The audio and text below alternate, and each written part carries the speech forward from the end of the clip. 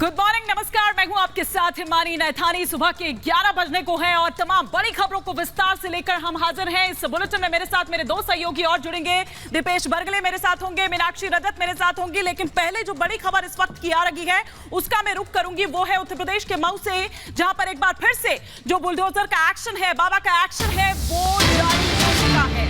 जी हां, वो जारी है, वो शुरू हो चुका है। मुख्तार के बेटों की संपत्ति पर दरअसल ये बुलडोजर एक्शन देखा जा रहा है। बुलडोजर एक्शन से पहले प्रशासन ने घर की बिजली काट दी है। मऊ में ये बुलडोजर एक्शन एक बार फिर से शुरू हो गया है। मीनाक्षी, बिल्कुल, कल भी इसी तरीके से मऊ में जो बुलडोजर वाली कार्रवाई है वो देखने को मिली थी और एक बार फिर से जिन घरों को गिराया गया था उन्हें जमींदोज किया जाएगा।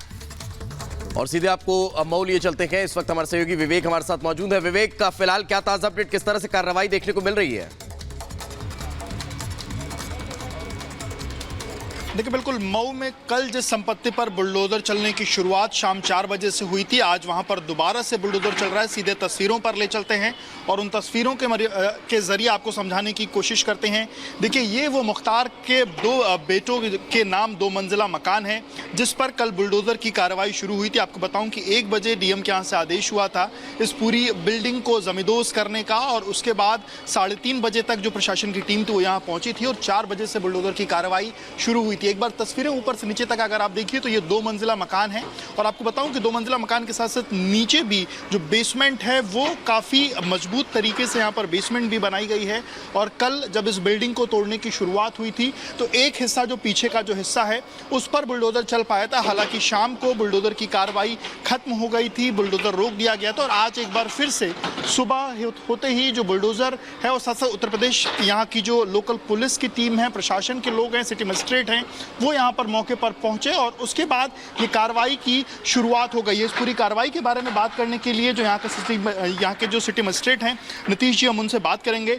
नीतीश जी, ये बताइए, इस पूरी कार्रवाई, ये जो पूरा आज हो रहा है यहाँ पर, इसकी पूरी लिखा पढ़ी कागजी शुरुआत आपने की, सबसे पहला आदेश आपका था, इसके बारे में पूरी जानकारी दी। देखिए, सबसे पहले शिकायतकर्ता के द्वारा एक प्रार्थना पत्र दिया गया कि उसकी ज़मीन पर मुख्तार अंसारी आदि के द्वारा एक अवैध कब्जा करके मकान बना लिया गया है। उसके बाद वो उस शिकायत के आधार पर मेरे न्यायालय में एक वाद दर्ज हुआ। वाद दर्ज कराने के बाद नोटिस तामीला बहुत ज़रूरी होता कराना, तो वो स्पेशल मैसेंजर के द्वारा नोटिस का तामीला कराया गया। नोटिस तामील होने के बाद उनके द्वारा कोर्ट में आपत्ति दाखिल की गई, उन्होंने अपनी बात रखी और मुख्तार के द्वारा हाँ, उनके अधिवक्ता ने अपनी बात रखी और उसके बाद विस्तृत रूप से ये मामला कब का था? 2018, 19, 20 कब हुआ ये?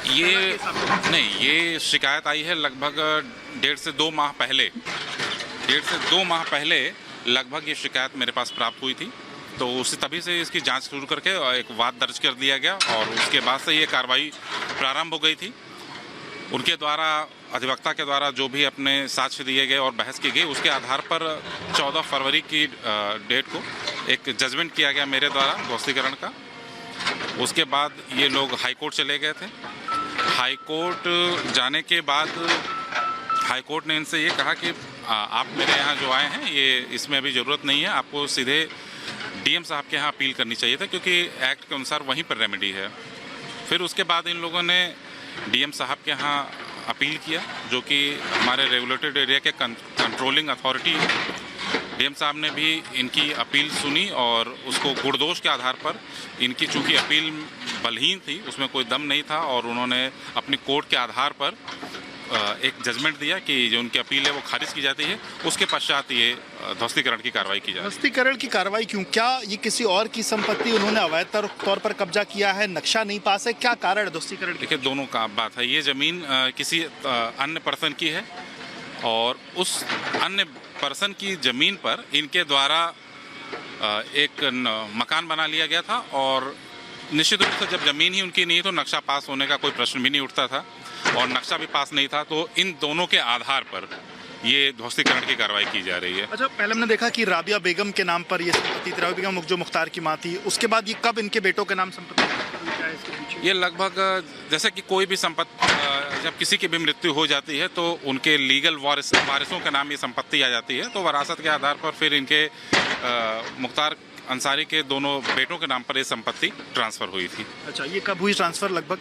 चूँकि इसका डेटा हमारे कोर्ट में नहीं दिया गया था, तो एग्जैक्ट डेट मैं नहीं बता पाऊँगा, लेकिन उनकी मृत्यु के 1-2 महीने बाद की संभावना है कि उसके बाद ये ट्रांसफर हुआ हो। आज वापस से इसको जमींदोज करने की कार्रवाई शुरू किया। आज ये कार्रवाई पूरी तरीके से इस पूरी बिल्डिंग को जमींदोज कर दिया गया। निश्चित रूप से कल रात में भी ये कार्रवाई चल रही थी, परंतु आप देख सकते हैं कि बिल्डिंग को तोड़ते समय हमारी जो मशीन है उसमें कुछ खराबी आ गई थी, तो हम 2 बुलडोजर 1 पॉकलैंड मशीन के साथ में कार्रवाई कर रहे थे, परंतु चूंकि मशीन में खराबी आ गई थी तो आज फिर से दूसरी मशीन बुला करके ये कार्रवाई शुरू की गई है।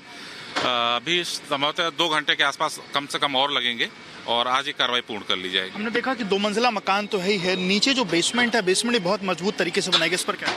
हाँ, बेसमेंट जो देखा जा रहा है कि आप देख सकते हैं ये पूरी ढलैया के द्वारा, जिसमें कि इतनी मोटी मोटी जो आपकी लोहे की सरिया आप देख सकते हैं और बिल्कुल पक्की ढलैया के द्वारा किया गया है। तो ये आम तौर पर जो मकान बनते हैं उससे काफ़ी ये मजबूत इस मकान को बनाया गया था, इसलिए भी थोड़ा सा समय ज़्यादा लग रहा है। बिजली भी काटी गई आज। हाँ, सुरक्षा की दृष्टि से, ताकि कभी भी कोई दुर्घटना की कोई संभावना ना रहे, थोड़ी देर के लिए बिजली की सप्लाई स्पेशली इस क्षेत्र में बंद कराई गई है। जैसे ये कार्य पूर्ण हो जाएगा बिजली की सप्लाई फिर से बिल्कुल बिल्कुल, यानी कि कार्रवाई जो है वो तेज हो रखी है और जो अधिकारी कार्रवाई में जुटे हुए हैं उनसे बात इस वक्त हमारे सहयोगी करते हुए नजर आ रहे हैं। उसके परिवार के लोगों के नाम है, परंतु इसे बिल्कुल बिल्कुल तस्वीरें भी हम लगातार दिखा रखे हैं और अमित हमारे सहयोगी लगातार हमारे साथ मौजूद हैं।